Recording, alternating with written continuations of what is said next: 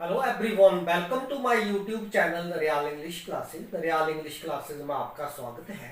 Today in this video I am going to discuss a very important topic of English grammar, and it is about determiners and its types.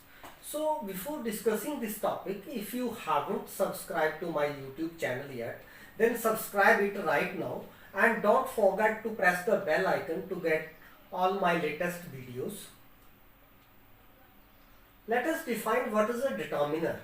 A determiner is a word which determines the position of a noun in a sentence and also called modifier because it modifies the noun.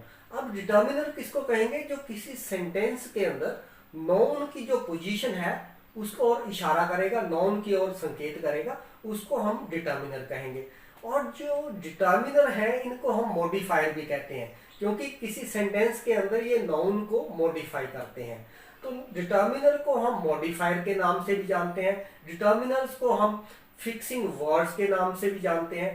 तो कुछ एक example मैंने यहाँ पर दे रखे हैं, इन example से आपको डिटर्मिनर का जो कॉन्सेप्ट है वो क्लियर हो जाएगा।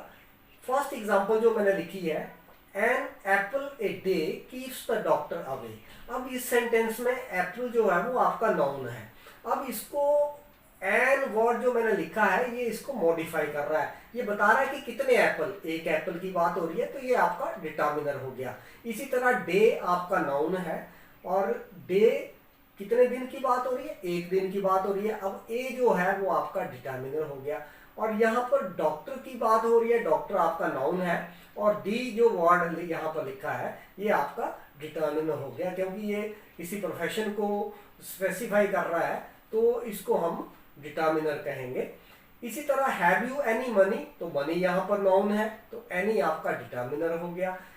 दिस पेन इज गुड, अब पेन नाउन है, इससे पहले पेन की ओर जो चीज इशारा कर रही है जैसे दिस वर्ड जो लिखा है ये आपका डिटर्मिनर हो जाता है। इसी तरह एवरी बॉय, तो बॉय आपका नाउन है, एवरी यहाँ पर डिटर्मिनर हो गया, every boy was punished. This is my book, इस सेंटेंस में अब दिस इज माई बुक, इस सेंटेंस में बुक जो है वो नाउन है और माई ये इशारा कर रहा है कि किताब मेरी है, मेरे पोजेशन में है, तो माई जो होगा आपका डिटर्मिनर हो गया। So in the above sentences a an the any this every and my they are determiners. अब इसकी जो टाइप्स हैं उनको हम डिस्कस कर लेते हैं। जब इसकी टाइप्स को हम डिस्कस कर लेंगे तो डिटर्मिनर जो है वो हमारे लिए इसका जो क्वेश्चन अटेम्प्ट करना बहुत ही इजी हो जाएगा। Let us discuss the types of determiners. First मैंने लिखा है आर्टिकल्स, बहुत ही इंपॉर्टेंट डिटर्मिनर है ये।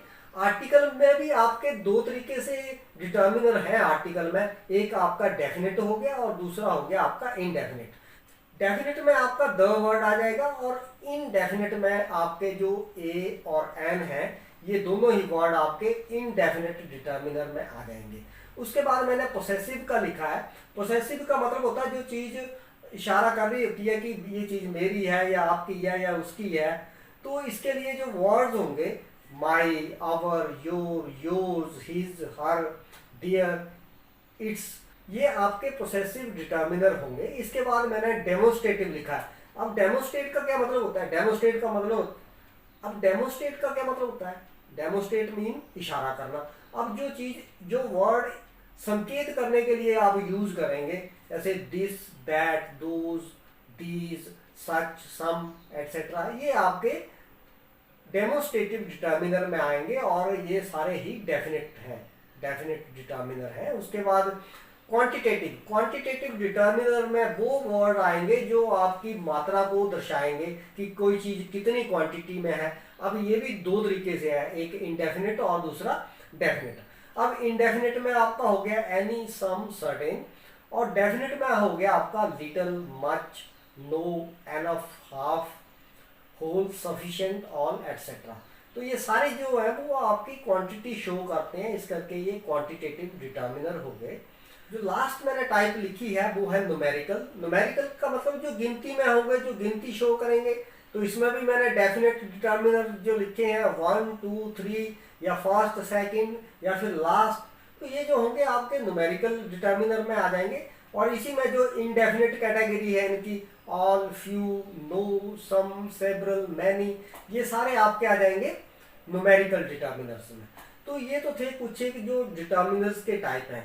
अब हम इनको एक एक करके डिटेल में डिस्कस करेंगे ताकि आपके कोई भी डाउट जो है वो दिमाग में ना रहे, आप फटाफट से डिटर्मिनर की पहचान कर सको। आर्टिकल्स में कौन कौन से वर्ड आते हैं? ए एंड डी, ये जो तीन वर्ड है ये आर्टिकल्स में लिखे जाते हैं and they are further classified into two more categories. एक तो इनडेफिनिट आर्टिकल बोला जा रहा है और डेफिनिट आर्टिकल भी बोला जा रहा है इनको। ए और एन ये जो दो वर्ड हैं आपके ये इनडेफिनिट आर्टिकल में आएंगे, और इसके अलावा जो तीसरे वाला बच गया दी, ये आपका डेफिनिट आर्टिकल में आएगा। अब एन का यूज कहाँ कहाँ पर करना है, बहुत ही इंपॉर्टेंट आर्टिकल है ये कि एन का यूज हम कहाँ पर करेंगे। तो जहां कहीं भी आपको बाउल साउंड के साथ कोई वर्ड दिखेगा उससे ठीक पहले आप एन लगाएंगे। अब बाउल कौन कौन से हैं आपके?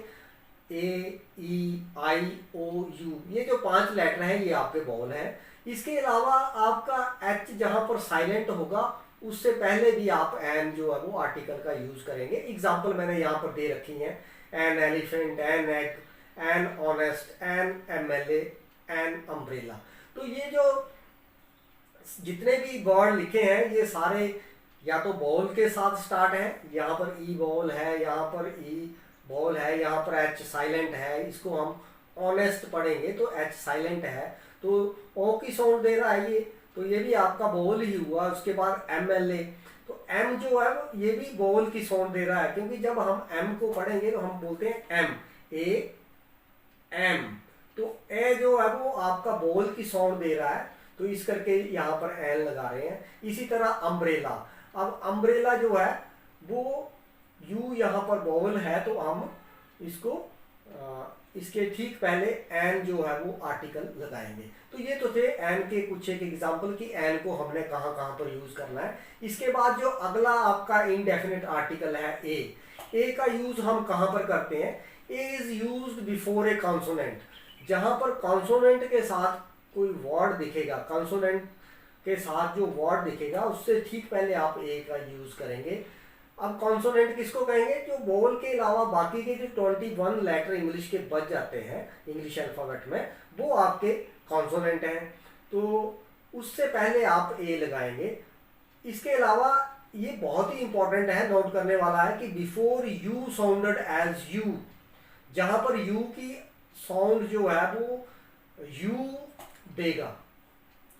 कुछ एक ऐसे वर्ड्स भी हैं जहां पर यू की साउंड यू आएगी, तो वहां पर हम ए लगाएंगे।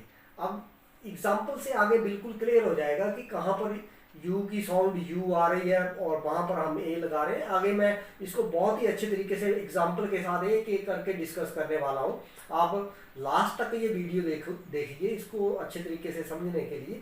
बिफोर ओ साउंडेड एज वो, अब जहां पर ओ की साउंड वो आएगी वहां भी आप ए का यूज करेंगे। वहां पर ओ को आप एज एन बाउल कंसीडर नहीं करेंगे, वहां पर आप ओ को अगर ओ की साउंड वो आ रही है तो वहां पर आप ए लगाएंगे। जैसे यहाँ पर एग्जांपल दे रखे हैं ए कैट। अब सी क्या है? सी आपका कॉन्सोनेंट है, तो यहाँ पर ए कैट लिखेंगे हम, एन कैट नहीं लगा सकते। ए पेंटर, तो पी आपका कॉन्सोनेंट है, पेन पी कॉन्सोनेंट है, और यूनिट। अब देखो यू जो है वो आपका वोवल है, यू आपका वोवल है, लेकिन यहाँ पर ए लग रहा है, एन नहीं लगा रहे हैं हम। अब क्यों नहीं लगा रहे हैं? क्योंकि यू जो है वो यू की साउंड दे रहा है। यहाँ पर मैंने लिखा है ना, वीडियो पॉज करके इसको आप नोट कर सकते हैं कि जहां पर यू की साउंड देगा वहां पर हम ए लगाएंगे, एन का यूज नहीं करेंगे, चाहे बेशक वो बोल या आपका यू वर्ड, लेकिन अगर ये यू की साउंड देता है तो ए लगाएंगे, अगर अ की साउंड देता है तो एन लगाएंगे। तो यूनिट, यूनिवर्सिटी, अब यहाँ पर यू आपका बोल है यूनिवर्सिटी में, लेकिन ये साउंड किसकी दे रहा है? यूनिवर्सिटी, यू की साउंड दे रहा है, तो इसके ठीक पहले हम ए लगाएंगे। इसी तरह वन आइड पर्सन, अब ओ आपका बोल है लेकिन फिर भी हम ए लगा रहे हैं, एन नहीं लगा रहे हैं, क्योंकि रूल मैंने यहाँ पर आपको बता दिया कि जहां पर ओ की साउंड जो है वो एज वो होगी तो हम ए लगाएंगे। यहाँ पर वन पढ़ा जा रहा है, ओ अपनी साउंड क्या दे रहा है? वो की साउंड दे रहा है, तो यहाँ पर हम ए लगाएंगे। ये बहुत ही इंपॉर्टेंट रूल है, इनको आप अच्छे तरीके से सुन लीजिए, चाहे वीडियो पॉज करके बार बार इनको देखिए ताकि अच्छे तरीके से आपको समझ आ जाए। तो ये थे कुछ एक एग्जाम्पल कहाँ पर आप ए लगाएंगे, कहाँ पर एन लगाएंगे। इसके बाद जो एक आपका बच गया डेफिनेट आर्टिकल दी। अब दी का यूज कहाँ कहाँ पर करना है इसको, अब द का यूज हम कहाँ कहाँ पर करेंगे। The is use to particularize a person और अ थिंग। सो इसके कुछ एक रूलिंग मैंने लिखी है, इसको ध्यान से आप नोट कर सकते हैं, वीडियो पॉज करके लिख भी सकते हैं, बिल्कुल क्लियर हो जाएंगे आपके doubts. Before a noun if we want to particularize it, अगर हमने किसी नाउन को पर्टिकुलराइज करना है तो हम द वर्ड लगाएंगे। अगर हमने किसी रिवर का नाम लिखना है, किसी ओशन का नाम लिखना है, किसी कैनल का नाम लिखना है, सी है, गल्फ है, या प्रॉपर नेम्स ऑफ बुक्स हैं, या names of things which are unique, उसके देखो सभी प्रॉपर नाउन के लिए हम द वर्ड यूज नहीं करते हैं। जिस नाउन को हम पर्टिकुलराइज करेंगे उसके आगे ही हम द वर्ड लगाएंगे। तो the things which are unique, superlative जो डिग्री है आपकी उसके आगे भी हम द लगाएंगे। यहाँ पर एग्जाम्पल से मैं इन चीज़ों को क्लियर करने वाला हूँ। फर्स्ट एग्जाम्पल मैंने लिखी है, bring me the book lying on the table, कि वो किताब लाओ जो मेज के ऊपर है। इट मीन्स वो किताब हम इसको पर्टिकुलराइज कर रहे हैं, हम दर्शा रहे हैं कि मेज वाली किताब ही लानी है, इस करके हम द बुक लिख रहे हैं। The whole class was absent, अब पूरी क्लास एब्सेंट है, पूरे के पूरा हम इसको पर्टिकुलराइज कर रहे हैं, तो इस करके हम यहाँ पर द वर्ड लगाएंगे। इसके बाद लिखा मैंने, ही is the best boy of our school, कि वो हमारे स्कूल का सबसे अच्छा लड़का है। अब बेस्ट जो है ये आपका सुपरलेटिव डिग्री है। सुपरलेटिव डिग्री कैसे हुई है, गुड, बेटर, बेस्ट। गुड इसके पॉजिटिव हुई ना, बेटर इसका कंपैरेटिव, और बेस्ट आपका हो गया इसका सुपरलेटिव डिग्री। तो जो भी सुपरलेटिव डिग्री होगी उसके ठीक पहले भी हम द वर्ड का यूज करेंगे, इसी करके हमने लिखा he is the best boy. The Gita is the sacred book, अब ये किताब जो है ये proper name of a book हो गया, इस करके हम इसको द वर्ड लगाएंगे, द गीता, द महाभारत, इस करके द गीता जो है वो आपका एक प्रॉपर नाउन हो गया। This is the proper name of a book, that's why the word the is used here. अगला मैंने लिखा है the Ganga is a holy river. अब गंगा जो है वो नदी का नाम है, ऊपर मैंने बताया आपको कि before the names of river उसके आगे भी आपने द वर्ड लगाना है, तो ये यहाँ पर आप द वर्ड का यूज करेंगे। The is not use in any of the following cases. अब द वर्ड आप कहाँ कहाँ पर नहीं लगाएंगे। Number one, before the names of town, city, village, country, lake, cape, continent, material known etcetera. ये आपने नोट कर लेना है कि इन चीज़ों के आगे आप द नहीं लगाएंगे। अगर द आप लगाते हैं तो वो ग्रामेटिकली रॉन्ग हो जाएगा। The is not use before the names of titles. अगर किसी को कोई टाइटल दे रखा है किसी के नाम को, तो वहां भी आप द का यूज नहीं करेंगे। जैसे द क्वीन विक्टोरिया नहीं लिखेंगे, सिर्फ आपको क्वीन विक्टोरिया लिखना पड़ेगा। अगर द इसके आगे लगाते हैं तो गलत हो जाएगा। और भी बहुत सारे ऐसे नेम्स ऑफ टाइटल है जहां पर आप द नहीं लगाएंगे। Before A known use in its widest sense, जहां पर हम किसी नोन का यूज वाइडेस्ट सेंस में यूज करेंगे वहां पर भी नहीं लगाएंगे। मैन इज मॉर्टल, मनुष्य जो है वो नश्वर है, तो यहाँ पर इसको हम एक वाइडेस्ट सेंस में यूज कर रहे हैं, तो यहाँ पर भी हम द वर्ड का यूज नहीं करेंगे। अब मैंने कुछ एक एग्जाम्पल ली है, इन एग्जाम्पल से आपको बिल्कुल क्लियर हो जाएगा कि ए, एन और डी का आप कैसे यूज करेंगे। पीछे हमने रूल पढ़ लिए, अब थोड़ा सा एक्सरसाइज है, इससे ये बिल्कुल क्लियर हो जाएगा आपका। जैसे फर्स्ट एग्जाम्पल लिया है, she is ash a very honest girl. अब यहाँ पर आप कौन सा आर्टिकल लगाएंगे। अब यहाँ पर वी जो है वो आपका है कॉन्सोनेंट, और रूल हमने पढ़ा कि जहाँ पर भी कॉन्सोनेंट के साथ आगे वर्ड लिखा होगा कोई, उसको उससे ठीक पहले हम ए लगाएंगे। तो यहाँ पर आपका आंसर आएगा she is a very honest girl, तो यहाँ पर ए भरा जाएगा। नेक्स्ट है the dash sun sets in dash west. अब इसमें क्या भरेंगे फिलअप्स में, यहाँ पर सन आपका क्या हो गया, ये यूनिक थिंग हो गई, तो यहाँ पर द आएगा। अब बेस्ट क्या है, ये डायरेक्शन है, नेम ऑफ ए डायरेक्शन, ये भी आपका एक स्पेसिफिक डायरेक्शन है, तो यहाँ पर डी आएगा। तो हम लिखेंगे the sun sets in the west. आगे नेक्स्ट एग्जांपल, अर्श एट, यहाँ पर क्या भरेंगे हम, आगे एप्पल लिखा है, तो एप्पल जो है वो आपका नाउन है। एप्पल जो वर्ड है ये बाउल के साथ स्टार्ट हो रहा है ए, तो इससे ठीक पहले हम एन लगाएंगे, अर्श एट एन एप्पल, एन भरा जाएगा। एंड यहाँ पर एम जो है वो आपका कॉन्सोनेंट है, और कॉन्सोनेंट के साथ अगर कोई आगे नाउन लिखा है तो उससे ठीक पहले हम ए का यूज करते हैं, तो यहाँ पर ए भरा जाएगा। तो इस सेंटेंस को हम ऐसे ही लिखेंगे, Arsh ate an apple and a mango. Uncle of mine who is dash artist was hit by dash arrow. अब इस सेंटेंस को कंप्लीट करते हैं। अब यहाँ पर यू जो है वो आपका वोवल है, तो इससे ठीक पहले हम कौन सा वर्ड लगाते हैं, एन। आर्टिस्ट ये भी वोवल है, तो यहाँ भी एन भरा जाएगा। आगे एरो ये भी वोवल है ए, तो यहाँ भी एन भरा जाएगा। तो इस तरीके से आपका सेंटेंस कंप्लीट होगा, an uncle of mine who is an artist was hit bye an arrow. इस तरीके से आप इसको भरेंगे। नेक्स्ट है, I read dash dash interesting story in dash Bible. अब इसमें क्या भरेंगे, इंटरेस्टिंग। अब ये आई आपका बाउल है, और बाउल से पहले हमको पता है कि हम एन लगाते हैं, तो यहाँ पर आएगा an interesting story in Bible. अब बाइबल आपका ये हो गई पर्टिकुलर बुक, ये एक किसी किताब का नाम दर्शा रहा है, तो यहाँ पर दी आएगा, दी बाइबल। तो यहाँ पूरा सेंटेंस कैसे कंप्लीट हुआ, I read an interesting story in the Bible. Copper is dash dash dash useful metal.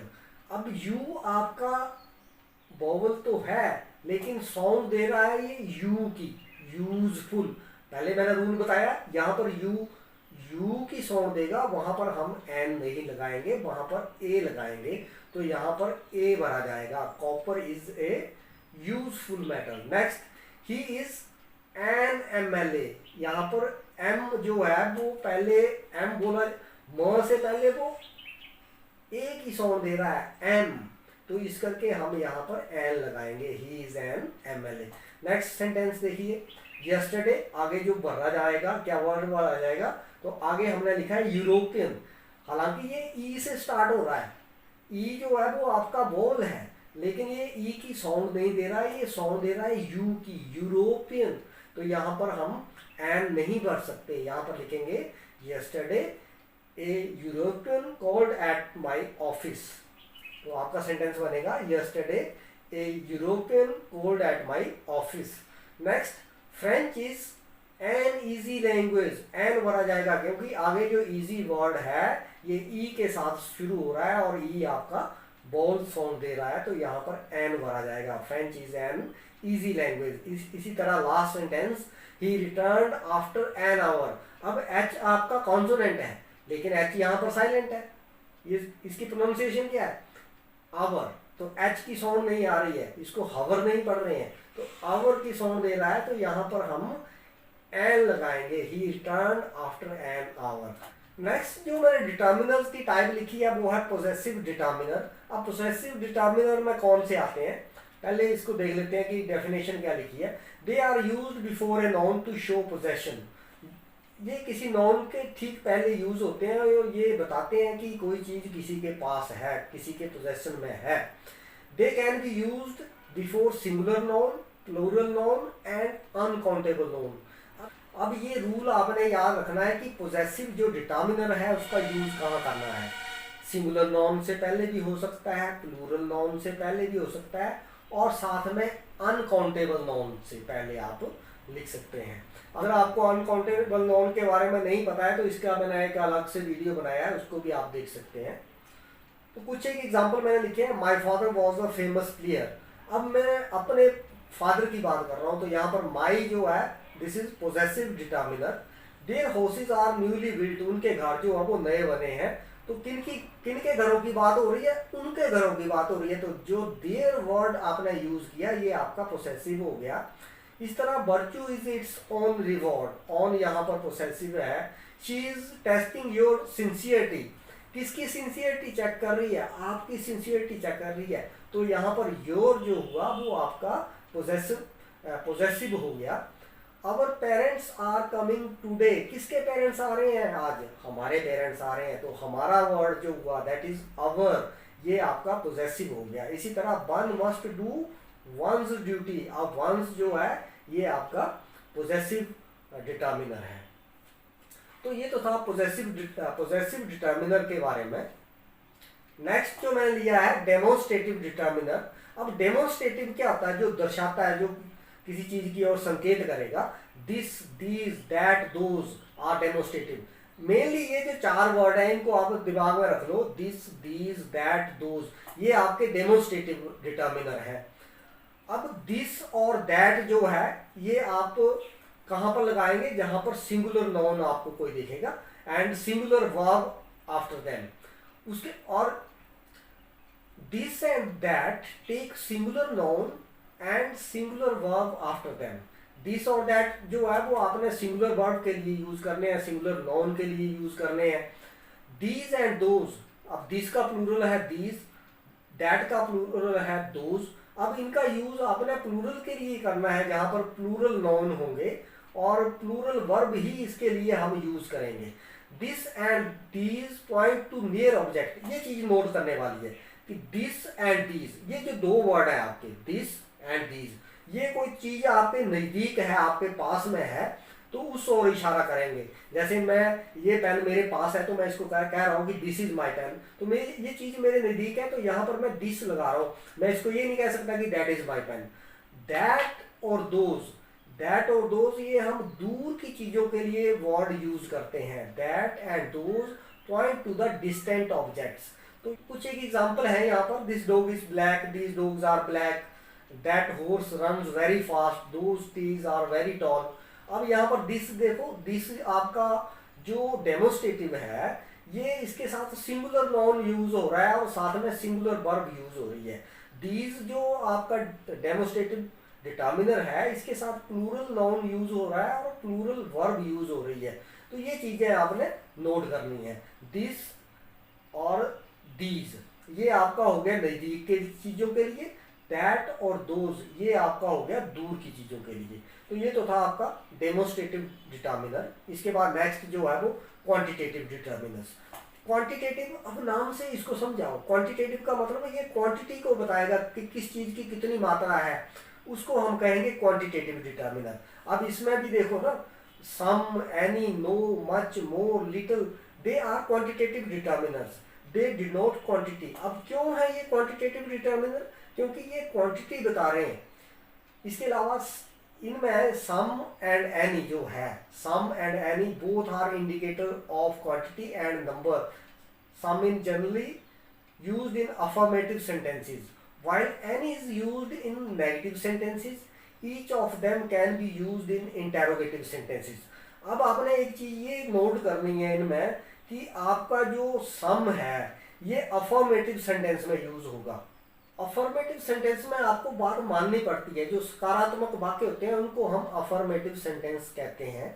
तो सम जो है वो आप जो सम क्वांटिटेटिव डिटर्मिनर है वो अफर्मेटिव सेंटेंस में यूज होगा और जो एनी आपका डिटर्मिनर है वो नेगेटिव सेंटेंस में यूज होगा।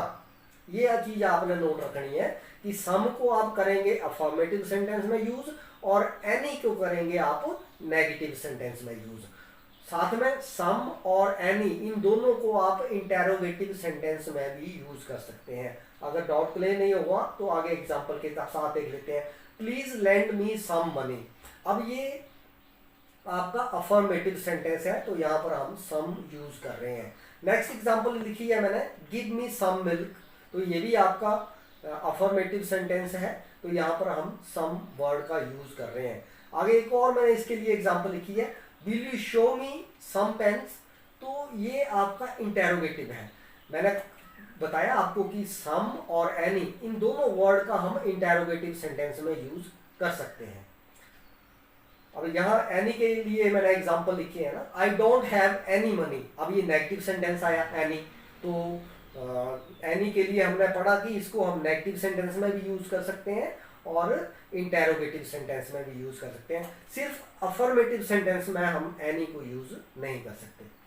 Do you have any money, तो ये आपका इंटेरोगेटिव है। I don't have any money, ये आपका नेगेटिव है। Used in positive statement after hardly, scarcely and rarely, ये जहां पर भी ये वर्ड तीन आपको दिखेंगे, हार्डली, स्केर्सली एंड रेयरली, इनके बाद आप एनी वर्ड का यूज करेंगे। दिस इज वेरी इंपॉर्टेंट, आप इसको नोट भी कर सकते हैं वीडियो पॉज करके। He has hardly any money, तो हार्डली आपने वर्ड लिखा तो इसके बाद आपने एनी लगाया। इसी तरह there was scarcely any flowers in the garden, she was rarely any sense of humour. ये एनी का आपका हो गया यूज, सम का हो गया। इसके बाद जो आपका मच वर्ड है, इसका यूज कहाँ कहाँ पर आप करेंगे, तो much is use to denote quantity. अब कौन कहाँ पर आप मच का यूज करने वाले हैं, example is much sugar in stock. अब ये क्वांटिटी बता रहा है मच, किस ज्यादा के लिए हम यूज करेंगे much sugar in the stock. There is much sugar in stock, अब ये मच जो है वो शुगर की क्वांटिटी को शो कर रहा है। There is much water in the lake, ये भी क्वांटिटी को शो कर रहा है। मच के अलावा जो अगला आपका जो वर्ड है वो है more. More means of greater quantity. अब मोर किसको कहेंगे, जो मच के ज्यादा अगर हम वर्ड यूज करना है तो हम मोर यूज करेंगे। देखो मच, मोर, मोस्ट, तो मच हो गया ज्यादा, मोर थोड़ा और ज्यादा, मोस्ट सबसे ज्यादा। तो मोर कहाँ पर आपने यूज करना है, अगर आपने क्वांटिटी को थोड़ा और दर्शाना है, थोड़ा ज्यादा दर्शाना है, तो आप मोर यूज करेंगे। जैसे यहाँ पर लिखा है sentence, will you give me more apples, क्या आप मुझे और एप्पल्स देंगे। इसके बाद अगला वर्ड मैंने लिखा है ए लॉट ऑफ। अब ए लॉट ऑफ का क्या मीनिंग है, इसको समझो पहले। Much is sometime is replaced by a lot of. जहां पर हमने मच वर्ड को नहीं लिखना होता है कई बार, तो वहां पर हम ए लॉट ऑफ लिख देते हैं। It denotes very large quality. This car uses a lot of petrol, मतलब ये कार बहुत ज्यादा पेट्रोल यूज करती है, तो इसके लिए वर्ड हम लगाएंगे ए लॉट ऑफ। इसके बाद है लेस, तो ये आपका अपोजिट हो गया मच का। लेस कहां पर यूज करेंगे, जहां पर आपने मच का अपोजिट वर्ड यूज करना। एग्जांपल हो गया you devote less time to your studies. इसके बाद है मैनी। मैनी का यूज कहां पर आप करेंगे, it denotes number while much denotes quantity. अब फर्क देखिए ना कि मैनी जो है वो नंबर दर्शाएगा और मच जो है वो क्वांटिटी दर्शाएगा। ये इनका डिफरेंस है, मेन डिफरेंस है मच और मैनी में, कि मैनी जो है वो आपका नंबर दर्शाएगा और मच जो है वो आपका क्वांटिटी दर्शाएगा। Example, I have many books, many people came to see the fair. तो ये कुछ एक एग्जांपल मैंने इसकी लिखी थी। नेक्स्ट है little, a little, the little. बहुत ही इंपॉर्टेंट है ये भी। लिटिल किसको कहेंगे, little means hardly any. Little का मतलब है बहुत ही कम, hardly any, less than requirement. So it is used with uncountable noun. Little का यूज आपने कहाँ पर करना है, जहां पर आपको अनकाउंटेबल नॉन दिखेगा। There is a little milk. अब मिल्क क्या है, ये आपका अनकाउंटेबल नॉन है। There is little milk in the house, so I can not prepare any tea for you. अब लिटिल का मतलब हो गया ना के बराबर, है ही नहीं चीज, तो वहां पर हम यूज करेंगे little. There is a little milk in the house, so I can not prepare any tea for you. Next है have little time to spare. I have little time to spare, it means कि मेरे पास time ही नहीं है spare करने के लिए। जिस बार मैंने नेक्स्ट एग्जांपल लिखी है अ लिटिल, इनको मैंने रेड कलर से इसलिए लिखा है कि आप इनको आसानी से समझ जाओ। Little, a little, the little. अब अ लिटिल का मतलब हो गया थोड़ा सा, मीन्स सम इन क्वांटिटी। अगर आपने किसी क्वांटिटी को थोड़ा दर्शाना है तो आप अ लिटिल का यूज करेंगे। अगर आपने क्वांटिटी को नहीं दर्शाना है बिल्कुल, तो उसके लिए आप लिटिल का यूज करेंगे। So a little means some in quantity. Example, there is a little water in the jug, मतलब पानी, जग में थोड़ा सा पानी है। इट मीन्स पानी से आपकी रिक्वायरमेंट पूरी तो नहीं होगी, पर पानी जग में है। अगर आप इसी सेंटेंस को ऐसे लिखते हैं कि there is little water in the jug, तो हम कह सकते हैं जग में पानी नहीं है। अगर हमने लिखा there is a little water in the jug, a little लगाया तो इट मीन्स जग में थोड़ा सा पानी है। अगर हम द लिटिल वर्ड की यूज करते हैं, the little means not much what all that it is, मतलब ज्यादा तो नहीं पर जितना है पर्याप्त है। I spent the little money I had, कि मेरे पास जो भी पैसा था मैंने खर्च कर दिया। तो little, a little, the little, अब इनको ब्रीफ करते हैं। लिटिल का मतलब हो गया ना के बराबर, अ लिटिल का मतलब हो गया थोड़ा सा लेकिन उस सफिशिएंट नहीं, अ लिटिल का मतलब हो गया ज़्यादा नहीं बट जो है सफिशिएंट है, तो उसके लिए वर्ड हो गया आपका द लिटिल। उसके बाद लास्ट है आपका न्यूमेरिकल डिटर्मिनर्स। अब न्यूमेरिकल डिटर्मिनर्स किसको कहेंगे? They are of three type. अब न्यूमेरिकल डिटर्मिनर तीन टाइप के होते हैं। डेफिनेट न्यूमेरिकल डिटर्मिनर जिसमें आपका 1 2 3 आ गया, क्योंकि ये डेफिनेट है, बिल्कुल एक संख्या दो है या फर्स्ट है, लास्ट है, सेकंड है। Numerical determiners these can be used before countable known. इनको आपने काउंटेबल नोन के पहले यूज करना है, जिनको आप गिन सकते हो उनको हम काउंटेबल नोन कहेंगे। Example, she has 2 sons, the last boy was selected, please give me 1 pen. तो यहाँ पर ये 2, लास्ट, 1 ये आपका हो गया डेफिनेट न्यूमरल्स। उसके बाद मैंने लिखा है इनडेफिनेट न्यूमरल डिटर्मिनर्स कौन से होंगे। इनडेफिनेट किसको कहेंगे? जिनको हम काउंटेबल नॉन के साथ यूज नहीं कर सकते, वो अनकाउंटेबल नॉन के साथ यूज होंगे। दे डिनोट इनडेफिनेट नंबर, जिनकी संख्या अनिश्चित होती है, इसी करके हम उनको इनडेफिनेट न्यूमरल डिटर्मिनर कह रहे हैं। There are some girls in the room, ये इसका एग्जांपल है कि रूम में कुछ एक गर्ल्स हैं। इसके बाद आगे है few, a few, the few. जैसे क्वांटिटेटिव में आपका little, a little, the little आया था, उसी तरह आपका न्यूमेरिकल डिटर्मिनर्स में फ्यू, अ फ्यू और द फ्यू है। अब फ्यू को मतलब होता है कुछ। फ्यू और लिटिल में डिफरेंस क्या है? फ्यू को हम कर रहे हैं काउंटेबल नॉन के साथ यूज, और लिटिल को हम यूज कर रहे हैं अनकाउंटेबल नॉन के साथ। फ्यू का मतलब होता है hardly any, it is negative. जिस तरह हमने लिटिल में किया था ना, लिटिल का मतलब होता है कि हार्डली एनी, इसी तरह फ्यू का भी मतलब है हार्डली एनी, लेकिन फर्क सिर्फ इतना हो गया, लिटिल हम यूज करेंगे अनकाउंटेबल में, फ्यू यूज करेंगे हम काउंटेबल में। तो नेगेटिव के लिए हम यूज करेंगे फ्यू। अ फ्यू का मतलब हो जाता है मीन्स सम इन नंबर, कुछ लेकिन पर्याप्त नहीं, सम इन नंबर। एग्जाम्पल आपके लिखी है मैंने यहाँ पर, पहले फ्यू का एग्जाम्पल देख लेते हैं। He is a lonely man, he has few friends. अब ही हैज फ्यू फ्रेंड्स को हम कह सकते हैं कि he has no friends, it means few का यूज हम करेंगे ना के बराबर। दूसरा है आपका a few. A few means some in number, संख्या कुछ, जिनकी संख्या कुछ हो, उसके लिए वर्ड है a few. He is not a lonely man, he has a few friends. वो अकेला आदमी नहीं है, उसके कुछ मित्र हैं, मतलब ज्यादा तो नहीं है लेकिन कुछ हैं। तो हम उसको ये नहीं कह सकते कि उसके मित्र नहीं है। जबकि जो फर्स्ट सेंटेंस लिखा he is a lonely man, he has few friends, तो यहाँ पर साफ पता चल रहा है कि उसके मित्र नहीं है। इसमें इस सेंटेंस में पता चल रहा है कि उसके कुछ एक मित्र हैं। लास्ट में है आपका the few, means not many but all of them. इसका मतलब ज्यादा तो नहीं पर जितने हैं वो सारे के सारे उतने ही पर्याप्त हैं। He gave the few books to me he had, it means उसने मुझे सारी किताबें दे दी जो उसके पास थी। द फ्यू का मतलब हो गया not many what all of them. ये हो गया आपकी न्यूमेरिकल डिटर्मिनर की दूसरी टाइप। जो इसकी थर्ड टाइप है न्यूमेरिकल डिटर्मिनर की, अब उसको देख लेते हैं। थर्ड टाइप आ जाती है आपकी डिस्ट्रीब्यूटिव न्यूमेरिकल डिटर्मिनर। तो डिस्ट्रीब्यूट का क्या मतलब होता है? किसी चीज को बांटना। तो जैसे हम ईच वर्ड है, एवरी है, नीदर है, आइदर है, तो इनको हम डिस्ट्रीब्यूटिव न्यूमेरिकल डिटर्मिनर्स कहेंगे। अब ईच का यूज हम कहाँ पर करेंगे? It is used in speaking of 2 और मोर पर्संस और थिंग्स। और ईच हम कहाँ पर यूज करेंगे? जहां पर नंबर डेफिनेट होगा, then the number is definite. जब संख्या जो निश्चित होगी तो हम ईच वर्ड का यूज करेंगे। जैसे यहाँ पर बताया जा रहा है एग्जांपल में, each member of staff was present, मतलब सारा स्टाफ जो था वो प्रेजेंट था।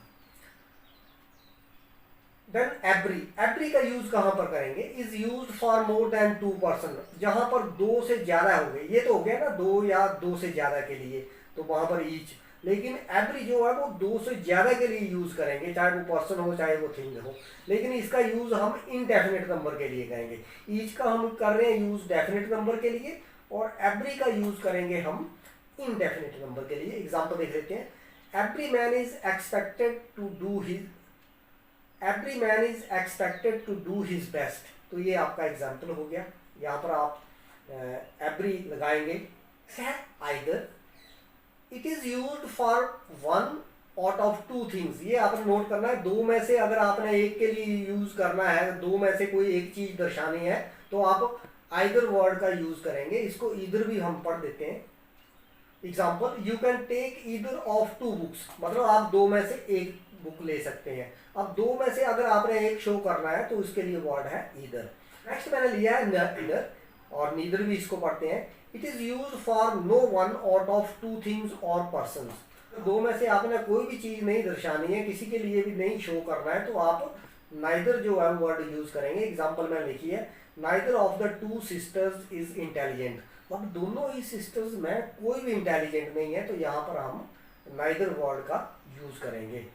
So this finishes your determiners. I hope you will like this video. So keep watching and sharing my videos. Thanks.